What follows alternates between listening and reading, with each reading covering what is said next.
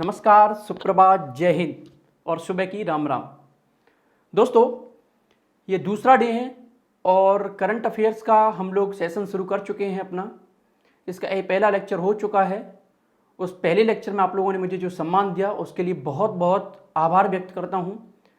दूसरा वीडियो आज हम लोग शुरू करते हैं। बहुत महत्वपूर्ण फैक्ट हैं ये, आप लोग लिपिबद्ध करते जाइएगा। चलिए, सबसे पहले एक क्विज क्या है। अगर आप कुछ सोच सकते हैं तो यकीन मानिए आप वो काम कर भी सकते हैं। ठीक है, सबसे पहले पहला प्रश्न हम लोग की स्क्रीन पर है।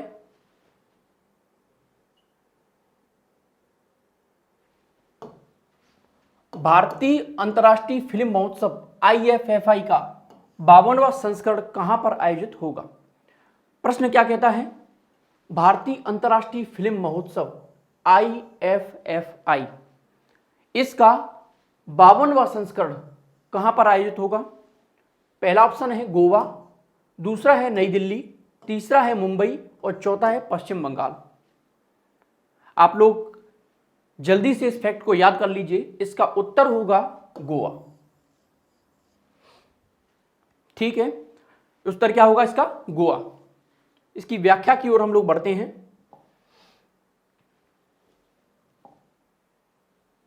चलिए, भारतीय अंतर्राष्ट्रीय फिल्म महोत्सव IFFI का 52वां संस्करण गोवा में आयोजित किया जाएगा। ठीक है, इसका दूसरा महत्वपूर्ण फैक्ट पढ़ लेते हैं। यह संस्करण 20 से 28 नवंबर 2021 के मध्य आयोजित किया जाएगा। कब होगा ये, नवंबर में। ठीक है, सन क्या है, 2021। अगला फैक्ट महत्वपूर्ण है। इस वर्ष से शुरू होने वाले IFFI में सिनेमा के क्षेत्र में उत्कृष्ट योगदान के लिए लाइफ टाइम अचीवमेंट अवार्ड किस बात का, सत्यजीत रे का। सत्यजीत रे लाइफ टाइम अचीवमेंट अवार्ड की शुरुआत की गई है। कब से की जाएगी, 2021 का जो सन शुरू होगा उससे। ठीक है, अगला फैक्ट है, यह अवार्ड भारतीय सिनेमा के लीजेंड श्री सत्यजीत रे की शताब्दी अथवा 100 वर्ष पूरे होने के उपलक्ष्य में दिया जाएगा। ठीक है, तब से इस पुरस्कार की शुरुआत हो रही है, लाइफ टाइम अचीवमेंट अवार्ड की। आगे क्या जोड़ देना है, सत्यजीत रे।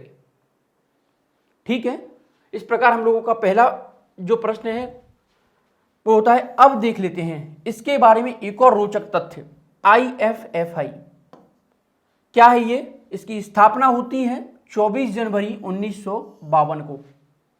अंतर्राष्ट्रीय फिल्म फेस्टिवल जो है उसकी शुरुआत कब से होती है, 24 जनवरी 1952 को।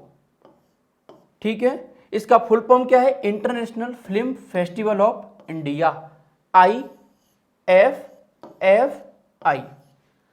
क्या है इसकी full form, international film festival of India.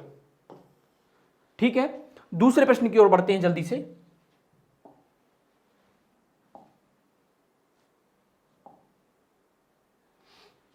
चलिए, दूसरा प्रश्न क्या है, यमुना एक्सप्रेसवे औद्योगिक विकास प्राधिकरण द्वारा भारत की पहली पॉड टैक्सी सेवा कहां शुरू की गई है अथवा कहां पर शुरू की जाने की इसकी योजना है।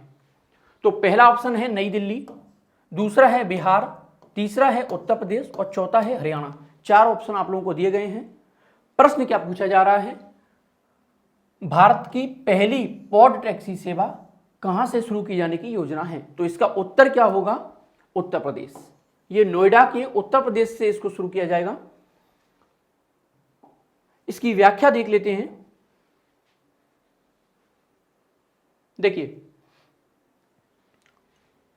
क्या है इसकी व्याख्या, भारत की पहली पॉड टैक्सी सेवा उत्तर प्रदेश के नोएडा अंतर्राष्ट्रीय हवाई अड्डे और यूपी में प्रस्तावित फिल्म सिटी के बीच शुरू की जाएगी।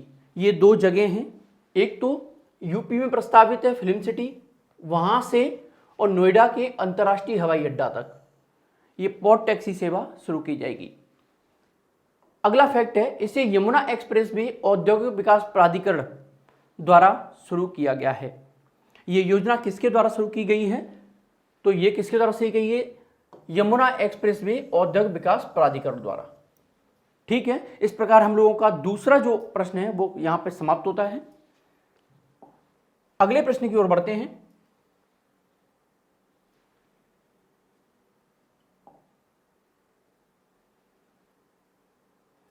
तीसरा प्रश्न है,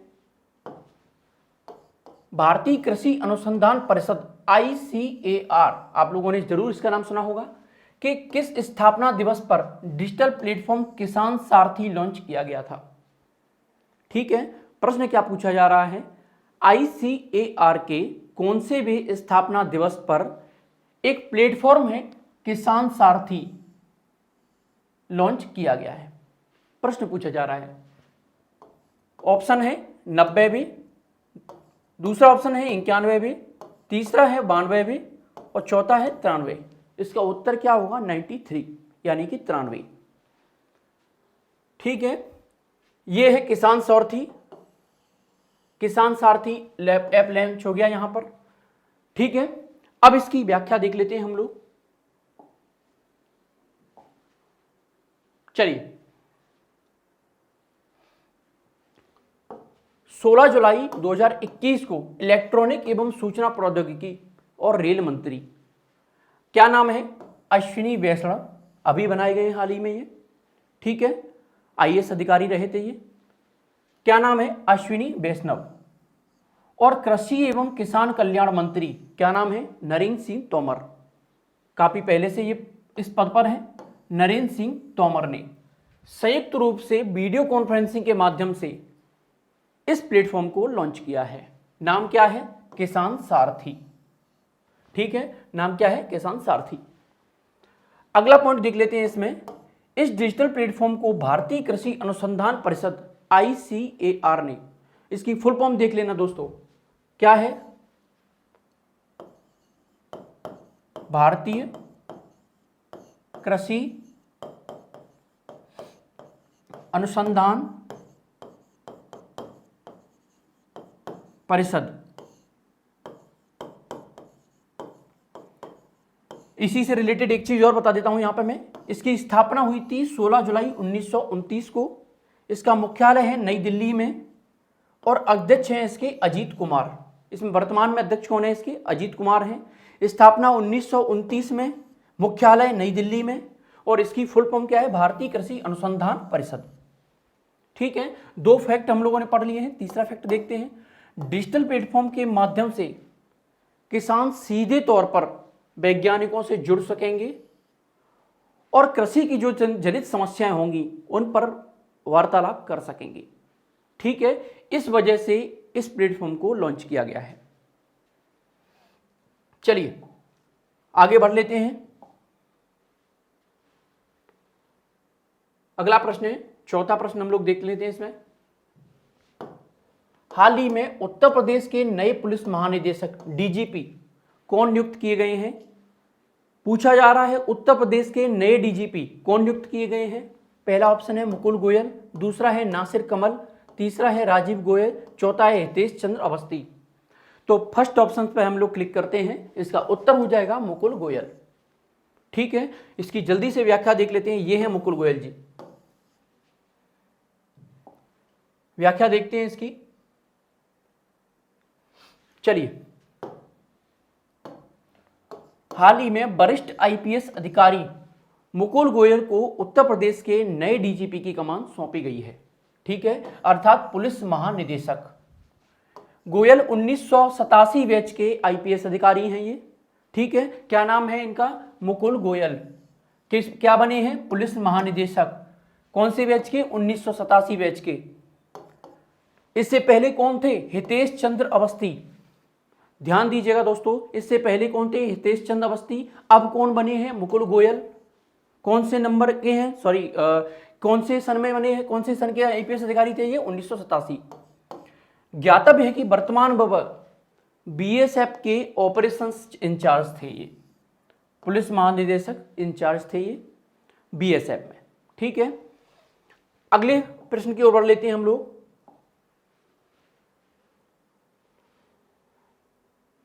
चलिए, हाल ही में किस राज्य के मुख्यमंत्री ने अपने पद से इस्तीफा दे दिया है? इस्तीफे में आएगी ये खबर, बहुत महत्वपूर्ण खबर है, बहुत चर्चा में चल रहे हैं इस वक्त ये। किस राज्य के मुख्यमंत्री ने अपने पद से इस्तीफा दे दिया है? जल्दी से प्रश्न देख लीजिए, इसके ऑप्शंस हैं कर्नाटक, बिहार, तमिलनाडु और आंध्र प्रदेश। 4 ऑप्शन दिए गए हैं, कर्नाटक, बिहार, तमिलनाडु और आंध्र प्रदेश। प्रश्न फिर से सुन लीजिएगा, किस राज्य के मुख्यमंत्री ने अपने पद से इस्तीफा दे दिया है? तो किसने दे दिया है, जल्दी से देख लेते हैं भाई। कर्नाटक राज्य सही है इसका आंसर। देख लीजिए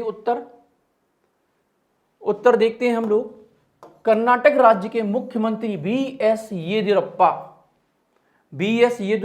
कई सालों से ये मुख्यमंत्री थे कर्नाटक के, इन्होंने आखिरकार इस्तीफा दे दिया है। अब देखते हैं दूसरा पॉइंट, कर्नाटक के इतिहास में 4 बार मुख्यमंत्री के रूप में अपना नाम दर्ज कराने वाले ये पहले व्यक्ति हैं। ठीक है, क्या है? इन्होंने 4 बार इस पद की शपथ ली है। तो कर्नाटक के इतिहास में ये पहले व्यक्ति हैं जो 4 बार मुख्यमंत्री बने हैं। अब उन्होंने 26 जुलाई 2019 को कर्नाटक के मुख्यमंत्री के रूप में पदभार ग्रहण किया है। ठीक है, कब किया था? 2019 में ये पदभार ग्रहण किया था। अब दे दिया इन्होंने इस्तीफा। अब देख लेते हैं कर्नाटक के बारे में। तो कर्नाटक की राजधानी है बेंगलुरु। मुख्यमंत्री नए जो बने हैं वर्तमान वो हैं बसवराज सोमप्पा बोम्मई। नए मुख्यमंत्री कौन बने हैं फिर से देख लीजिए, बसवराज सोमप्पा बोम्मई। ठीक है, ये बने हैं वर्तमान में कर्नाटक के मुख्यमंत्री। राज्यपाल इस समय कौन है? हम लोगों ने कल पढ़ा था, थावरचंद गहलोत। ठीक है, इससे पहले थावरचंद गहलोत कौन थे? राज्यसभा में सदन के नेता। ठीक है, अब देख लेते हैं अगले प्रश्न की ओर। चलिए, बहुत महत्वपूर्ण और बहुत महत्वपूर्ण प्रश्न। हाल ही में यूनेस्को द्वारा भारत के 40वें विश्व विरासत स्थल के रूप में किसे चुना गया है? कल हम लोगों ने एक और विश्व विरासत स्थल पढ़ा था, उसका नाम क्या था? रामप्पा मंदिर। ठीक है, अब क्या है? 40वें विश्व विरासत स्थल के रूप में किसे चुना गया है? पहला ऑप्शन है धौलावीरा, दूसरा है रामप्पा मंदिर, तीसरा है जयपुर, चौथा है अहमदाबाद। ये चारों ही यूनेस्को की विश्व विरासत सूची में शामिल हैं। अब आपको उत्तर कौन सा टिक करना है? तो यदि वर्तमान में तत्काल से पूछा जाए, यदि डेट रख के, चारों में से मान लीजिए कोई ऑप्शन नहीं होता है, ये चारों ऑप्शन, तीनों ऑप्शन नहीं होते हैं तो, और धौलावीरा दिया होता है तो आपको उत्तर क्लिक करना है धौलावीरा। ठीक है, धौलावीरा, इसे आप देख सकते हैं चित्र के माध्यम से, ये है धौलावीरा। बढ़ते हैं इसकी व्याख्या की ओर। बहुत महत्वपूर्ण, इसको लिपिबद्ध कर लीजिएगा, अभी तुरंत लिपिबद्ध कर लीजिएगा। चलिए, बहुत महत्वपूर्ण, धौलावीरा क्या है? एक पुरातात्विक हड़प्पाकालीन स्थल है।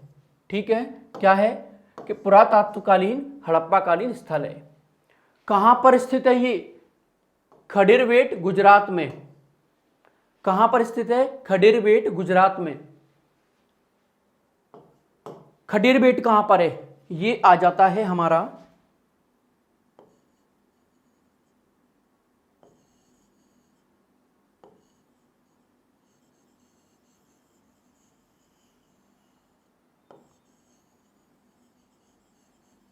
चलिए, यहां पर गुजरात आ गया, यहां है कच्छ की खाड़ी।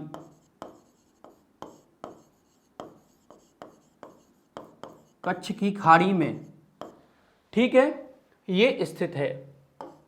इसकी खोज किसने की थी? 1967-68 में जगपति जोशी जी ने। किसने खोज की थी इसकी? जगपति जोशी जी ने। ध्यान दीजिएगा दोस्तों, खोज से संबंधित प्रश्न पूछा जा रहा है। धौलावीरा की खोज कब हुई? प्रश्न ये नहीं पूछा जा सकता कि हाल ही में किसको पुरातत्व स्थल की सूची में शामिल किया गया है। प्रश्न ये पूछा जा सकता है कि इसकी खोज कब हुई थी धौलावीरा की। तो धौलावीरा की खोज कब होती है? 1967-68 में। किसने की? जगपति जोशी ने। अब देखिए यहां पे बहुत ही महत्वपूर्ण प्रश्न,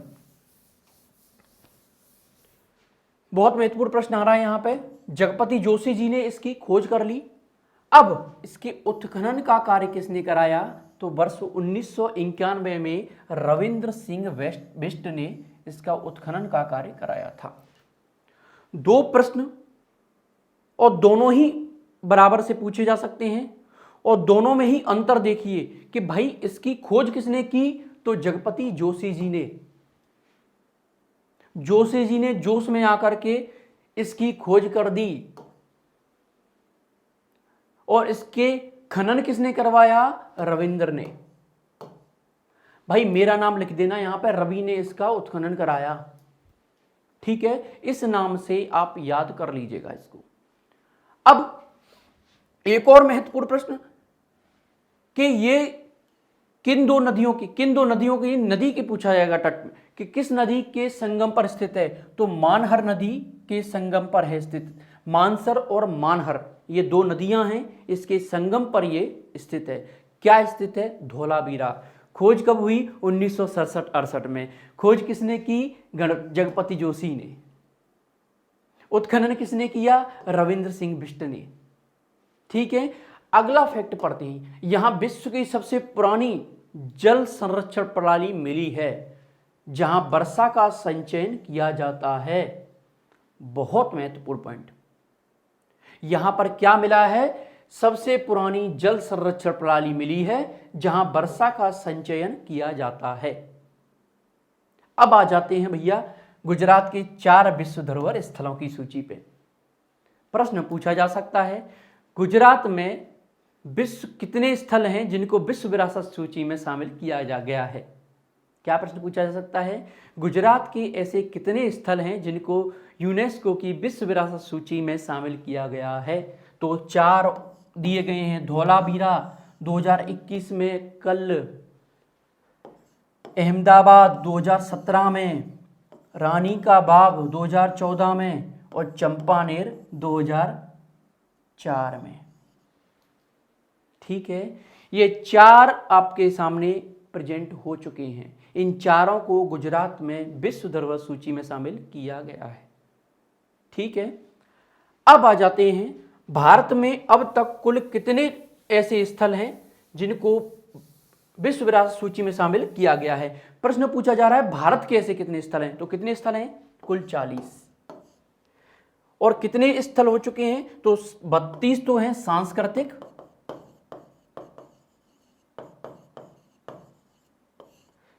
7 हैं प्राकृतिक और 1 है मिश्रित। अब इन सब स्थलों की 40 जो स्थल हैं उनको मैं पढ़ाऊंगा अगले वीडियो में। ठीक है, इस तरह से हम लोगों ने इस प्रश्न की व्याख्या देख ली। अब देखते हैं कि यूनेस्को क्या है। तो यूनेस्को ने के बारे में मैं आपको बता दूं कि इसकी स्थापना हुई थी 16 नवंबर 1945 को। देखिए दोस्तों, यहां से रिलेट करना है हर चीज को। प्रश्न की लिंक को पकड़ा करो हमेशा। प्रश्न को कैसे समझना है, प्रश्न को कैसे जोड़ना है, ये चीजें सीखी जाती हैं, तब जाकर हम किसी प्रश्न पर बहुत गहनता से अध्ययन कर पाते हैं। प्रश्न की ये व्याख्या हो गई, इससे संबंधित फैक्ट हो गए, गुजरात से संबंधित फैक्ट हो गए कि कौन कौन से 4 धरोहर स्थल हैं, क्योंकि गुजरात में है, ये धौलावीरा है। तीसरा, कितने स्थल भारत के हैं। अब चौथा क्या है? यूनेस्को। तो यूनेस्को की स्थापना होती है 16 नवंबर 1945 को। इसका मुख्यालय कहाँ है? पेरिस, फ्रांस में। और प्रमुख क्या है इनके? Andre Azoulay. इसके प्रमुख कौन है यूनेस्को के? Andre Azoulay. ठीक है, इस प्रकार हम लोगों ने यूनेस्को से संबंधित भी फैक्ट पढ़ लिए, गुजरात के 4 धरोहर स्थल भी पढ़ लिए, भारत में कुल कितने स्थल हैं जिनको इस सूची में जोड़ा गया है वो भी पढ़ लिया, और धौलावीरा के बारे में भी पढ़ लिया। अब बढ़ते हैं अगले प्रश्न की ओर। चलिए 7वां प्रश्न है ये। भारत का पहला कृषि निर्यात सुविधा केंद्र किस शहर में शुरू किया गया है? प्रश्न क्या पूछा जा रहा है, ध्यान से सुनिएगा। भारत का पहला कृषि निर्यात सुविधा केंद्र किस शहर में शुरू किया गया है? तो बेंगलुरु, पुणे, भोपाल और हैदराबाद। ठीक है, तो इसके उत्तर की ओर हम लोग बढ़ते हैं। चलिए आ जाते हैं इसके उत्तर की ओर। महाराष्ट्र के पुणे में क्या है? महाराष्ट्र के पुणे में भारत का पहला कृषि निर्यात केंद्र शुरू किया गया है। क्या नाम है? कृषि निर्यात सुविधा केंद्र। ठीक है, इस सेंटर को Maharashtra chamber of commerce industry MCCIA द्वारा नाबार्ड के सहयोग से स्थापित किया गया है। किसके सहयोग से स्थापित किया गया है? नाबार्ड के सहयोग से। महत्वपूर्ण यही है कि किसके सहयोग से इसे स्थापित किया गया है? तो नाबार्ड के सहयोग से। सबसे बड़ी बात, यह केंद्र कृषि क्षेत्र में निर्यातकों के लिए, जो निर्यात करते हैं किसान, उन लोगों के लिए वन स्टॉप सेंटर का कार्य करेगा। ठीक है, अब आ जाते हैं नाबार्ड। नाबार्ड, इसकी स्थापना होती है 12 जुलाई 1982 को।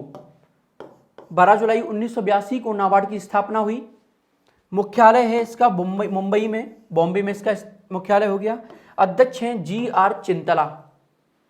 कौन है इसके अध्यक्ष? GR चिंतला।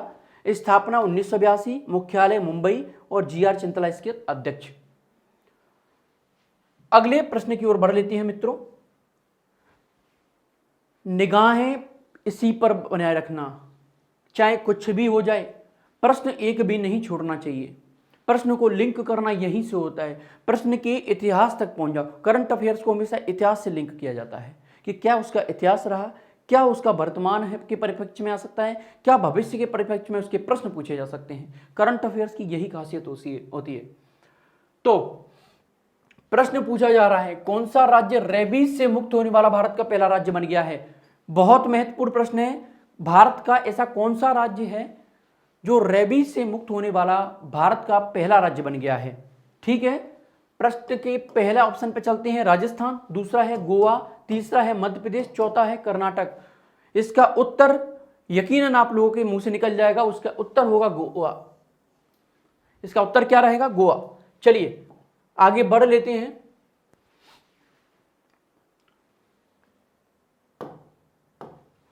गोवा रेबीज से मुक्त होने वाला भारत का पहला राज्य बन गया है। ठीक है, भारत के लिए ये एक अच्छी सूचना है कि हम लोग धीरे धीरे रेबीज से मुक्त हो रहे हैं, और इसमें पहली शुरुआत किसने की है? गोवा ने। दूसरा, वर्ष 2018 से राज्य में रेबीज का कोई भी मामला सामना नहीं आया है।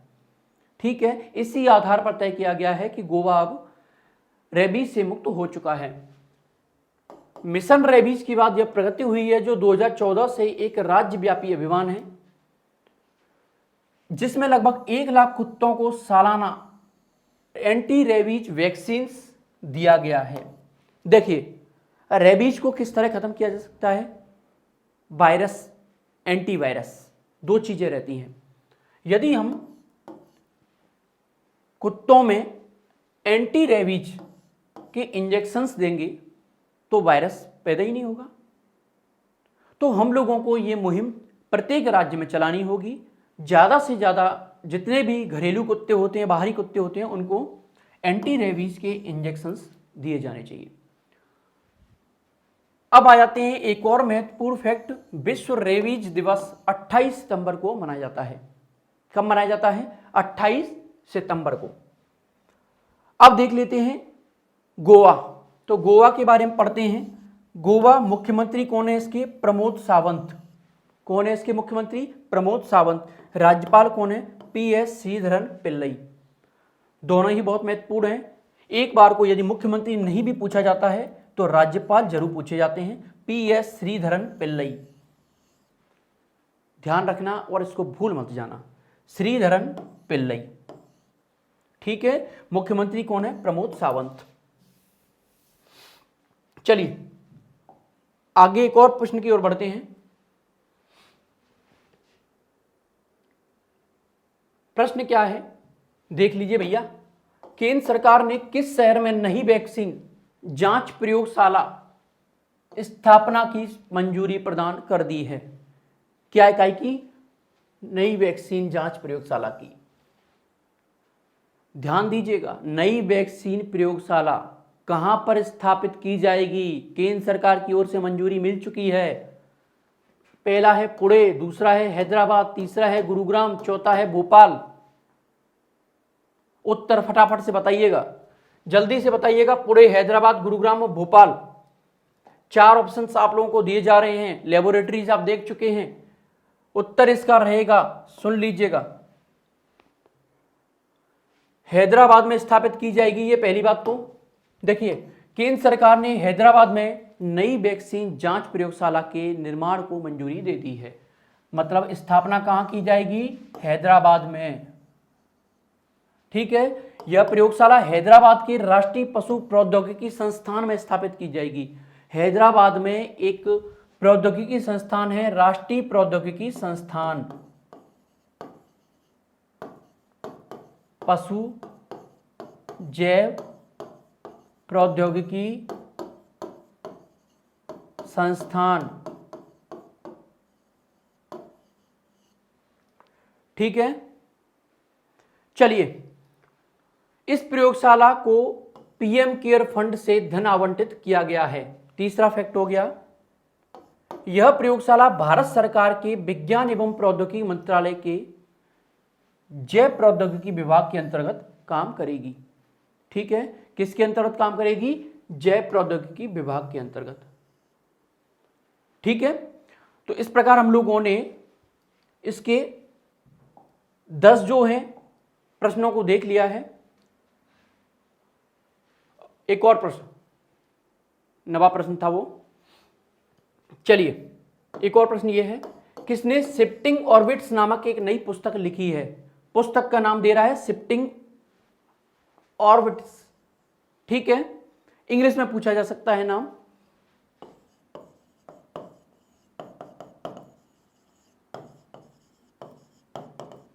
शिफ्टिंग ऑर्बिट्स, इसका नाम पूछा जा सकता है इंग्लिश में। पहला है सुनील अरोरा, दूसरा है अमिताभ कांत, तीसरा है अशोक लवासा, चौथा है शशि थरूर। प्रश्न से जाहिर होता है कि शिफ्टिंग ऑर्बिट्स अर्थात किसी प्लानिंग कमीशन की यहां पे बात हो रही है।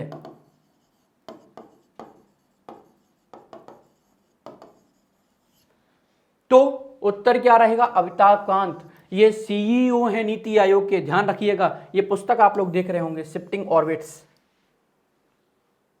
चलिए, इसकी व्याख्या पढ़ लेते हैं। क्या कहती है व्याख्या इसकी? बहुत महत्वपूर्ण प्रश्न है ये। हाल ही में नीति आयोग के मुख्य कार्यकारी अधिकारी सीईओ, नाम अभी बताया था, क्या है? अमिताभ कांत, ने भारतीय स्टार्टअप इकोसिस्टम तंत्र पर एक पुस्तक शिफ्टिंग ऑर्बिट्स को लॉन्च किया है। इसका विमोचन किसके द्वारा किया गया है? University press of India private limited. हो गया। किसकी पुस्तक है? अमिताभ कांत की। पुस्तक का नाम क्या है? Shifting orbits. ठीक है, अब आ जाते हैं नीति आयोग की तरफ। बहुत महत्वपूर्ण, बहुत महत्वपूर्ण। नीति आयोग, इसकी स्थापना कब हुई? 1 जनवरी 2015 को। इसका मुख्यालय कौन है? मुख्यालय नई दिल्ली में। इसके अध्यक्ष कौन होता है? अध्यक्ष इसके प्रधानमंत्री होते हैं, यानी कि इस समय नरेंद्र मोदी हैं। प्रथम उपाध्यक्ष कौन है? अरविंद पनगड़िया। ठीक है, प्रश्न पूछा गया है अभी, क्या नाम है? अरविंद पनगड़िया प्रथम उपाध्यक्ष। वर्तमान उपाध्यक्ष कौन है? राजीव कुमार। कई लोग तो राजीव कुमार ठोक के आ गए कि भाई राजीव कुमार है। अरे मूर्खों, ध्यान रखना है ना, अरविंद पनगड़िया। प्रथम सीईओ कौन थे? सिंधु श्री खुल्लर। ठीक है, इससे रिलेटेड, नीति आयोग से रिलेटेड हम लोगों ने सारे पॉइंट्स याद कर लिए हैं। इस तरह दोस्तों हम लोगों का आज ये दूसरा वीडियो पूर्ण होता है। इसी तरह रोजाना मैं करंट अफेयर्स की क्लासेस लेकर के आया करूँगा। साथ में ही रोजगार निर्माण की भी सीरीज जल्दी ही शुरू करूँगा। आप लोग बने रहिए और बहुत अच्छे से पढ़ाई कीजिए। ठीक है ना, नवंबर दूर नहीं है, ये बात ध्यान रखना है। ठीक है, चलिए इसी के साथ मैं विदा लेता हूँ। जय हिंद, जय भारत।